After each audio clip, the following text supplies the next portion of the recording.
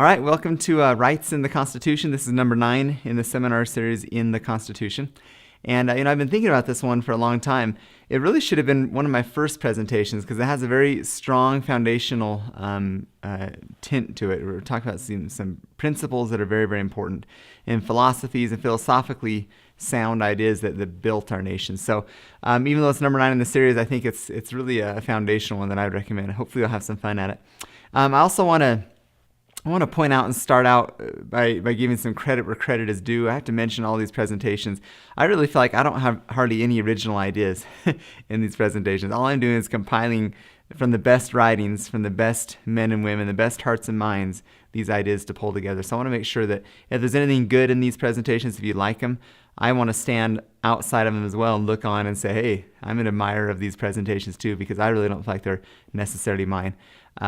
They're just pulling together all the great people through the ages, and especially with the help of God. There's been a lot of things that I've been confused on, how to teach things right, how to understand true principles, and I really want to make sure to give the glory to Him because He's the one who's helped me understand these things. So I want to start out there. This Rights, we talk a lot about God, we talk a lot about principles, and I think it's an appropriate time to discuss that. So one person in particular I had a lot of help from his writings is a man named Ezra Taft Benson. He wrote an incredible document called The Proper Role of Government. It's intertwined in all this presentation. I could basically quote him in every one of these slides, where I got some of my information from him. So we're going to start out with 4 questions, and I think this pretty much be the premise behind the whole presentation in rights in the Constitution. What are rights? Where do rights come from? Who possesses rights? And why do rights matter in the first place? Okay, so we're going to hit those. I want to start out with the question, though. What is the American dream? When we talk about that, what's the American dream? Why isn't it called the Canadian dream or the Chinese dream or the Russian dream? The American dream is the idea that the government's going to get out of the way and you can dream and become and do whatever or whomever you want to become. You can do what you want to do, and that's the dream part of the American dream. American dream is you can do what you want to do. Government's going to get out of your way. Now, unfortunately, a lot of people nowadays think the American dream is that the government's going to support you and provide for you so you can reach all your needs and wants through government. That's not the American dream. The American dream has what to do with government not doing things, being prohibited from doing things, not from providing and being providential. So there's a basis on there, I think, as well, kind of an interesting question to start out. So as far as this, what is a right? Let's get a definition. I spent a lot of time on this definition, way too much time on this definition. I think it's well done. I think there's some complexity and some depth to it. Maybe a little philosophical, but I guess you have to bear with it, right? Since I came up with the presentation. It's my definition. Okay, here's the first thing. A right, first of all, we need to understand what a right is. To know what a right is and is not is critical, since the purpose of government is to secure our rights. Otherwise, you might find yourself supporting ideas and programs and candidates, etc., that are in conflict with the proper role of government because we don't understand what a right is. So let's look at the first part here. An individual claim. Okay, God gives rights to individuals. He doesn't give rights to groups or to governments or communities. Okay, and we're going to get a lot into this later, a lot more into this later in the presentation. And then this word claim, what's claim mean? It means to demand or to assert. Okay, so an individual claim is the first part of a right. Second thing is to a God-given ability. All right, so where do our rights come from? Well, the Declaration says they come from God. We'll get more into that as well in the presentation. But rights aren't outcomes. Rights are opportunities. Rights aren't outputs. Rights are inputs. Okay? So it's the ability. Along with that is this next part, to act for oneself and or to be free from being acted upon by others. Okay, so that first part is an individual claim to a God-given ability to act for oneself and or to be free from being acted upon by others. Okay? Now there's some other parts to this. The next is, which can be legitimately defended by use of force. All right? A right can be legitimately defended by use of force. If you truly have a just claim to something, then by nature you have the right to defend it. Your conscience is your guide. Would it violate your conscience to use force to defend yourself against an attack upon your property?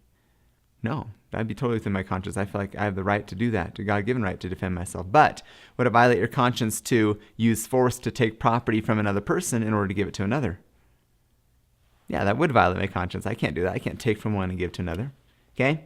So both of those cases, force is needed in order for that thing to be accomplished. But in the first case, it's force to defend. It's a negative force, it's a defensive force. In the second case, it's force to be proactive, to be offensive, to provide. You see the difference there. Your conscience helps you understand it. It's pretty simple to understand it in that way. If it can be defended by force, that's a right. If you have to initiate the force and take from one to give to another, that's not a right at all.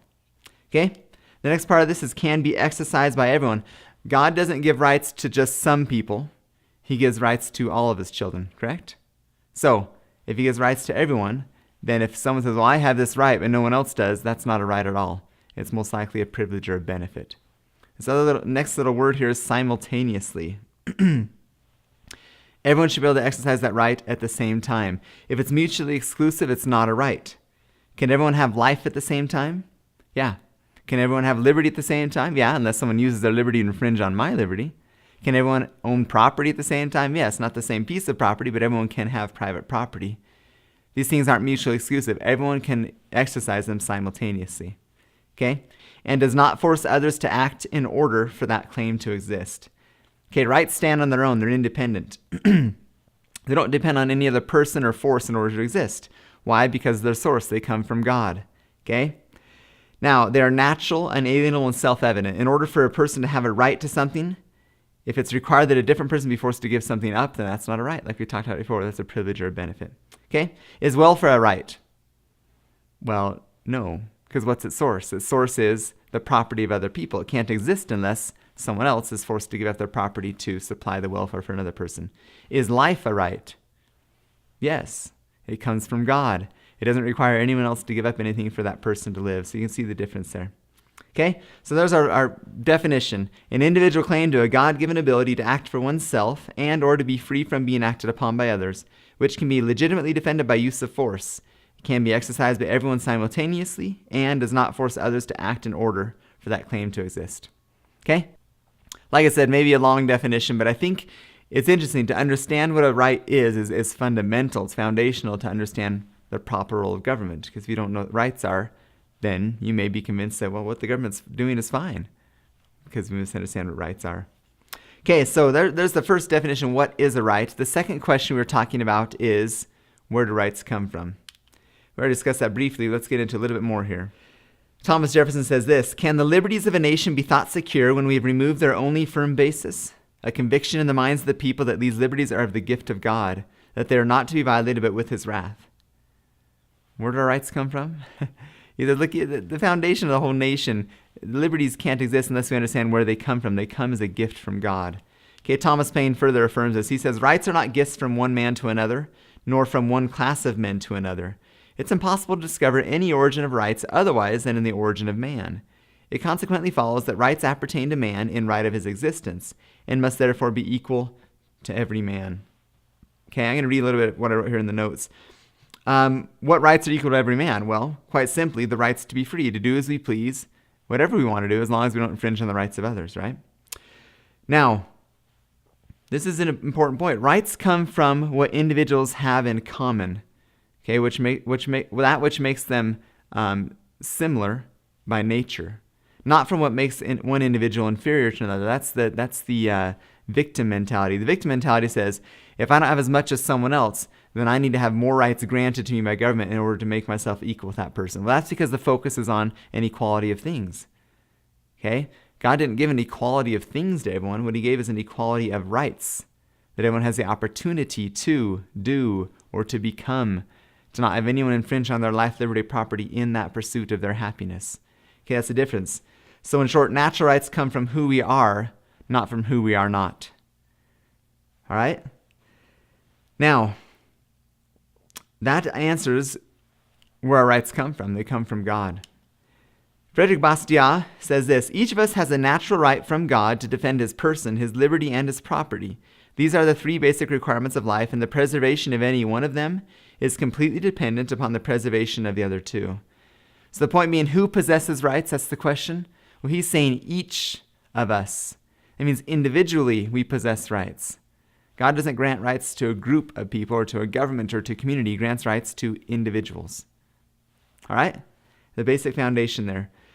It's interesting how he says the preservation of any one of these three rights is completely dependent on the other two. Well, let's look at them. Let's look at life, liberty, and property. So, if you have liberty and property but you don't have life, that doesn't work out too well, does it? You're not even alive to use them. But let's say you're alive, you have property, but you have no liberty to do what you want to with your life or your property. Are you really free? No. What if you have your life, your liberty, and do what you want to do, but you have no property? Are you free then?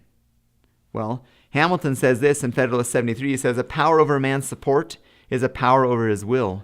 So if I'm alive and I'm free to do whatever I want to do, I have freedom over my will, Hamilton says, look, if you don't have property, then guess what? The means of production that keep you alive and keep you be able to move and breathe and do as you please, if someone else controls that property, then guess what? They control you. So you see, it's interesting how he puts those together. It's very, very true. Life, liberty, and property are very much intertwined and interdependent on each other. The last question was, why do rights even matter in the first place? If we know what rights are, who gives them to us, who possesses them, why does that even matter? Well, Madison says this, we rest all our political experiments on the capacity of mankind for self-government. The reason that rights matter is because the whole entire basis of our country is based on the idea of the individual having rights, that he delegates the accompanying power and authority with those rights to government to act in his behalf. Okay?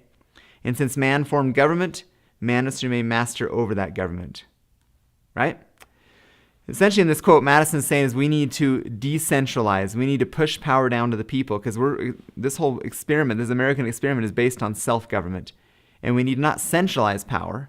We need to decentralize. We need to get into the hands of the people. Jefferson said an interesting quote. He said, sometimes it's said that man cannot be trusted with the government of himself. Can he then be trusted with the government of others? Or have we found angels in the form of kings to govern him? Let history answer this question. I think history is very clear, right? Men aren't angels. Okay, Madison talked about that in another presentation, some quotes I gave. So, extrapolating from this, does that mean that self-government means you can do whatever you want to do? Because he says, look, our whole capacity of the experiment here is on this idea of self-government.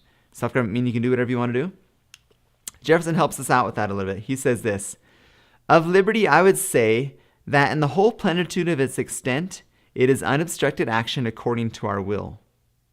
Okay? We're created free. We can do whatever we want to do. We can choose to do good. We can choose to do bad. We're free, aren't we? Why did God set it up that way? Well, at least for two reasons I can think of. First of all, what's good in the absence of bad? There has to be the opposition, doesn't there? It's going to be good. Well, or this is good. Well, if there's no such thing as bad, how is that good? It just is. Okay. The second thing I think is if you're forced to do good, then that's not in compliance with what God wants to happen, right? If we were forced to do good, then that would be called force, not freedom. God gave us the freedom to choose what we'd like to do, okay? That's what Jefferson's saying here.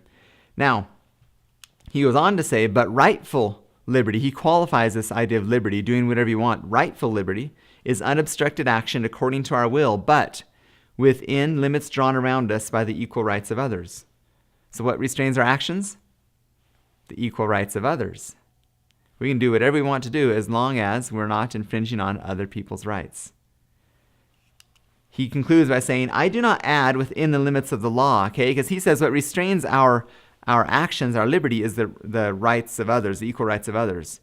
He says, I'm not going to add that the law restrains our activity, because he says, I do not add within the limits of the law, because law is often but the tyrant's will, and always so when it violates the right of an individual.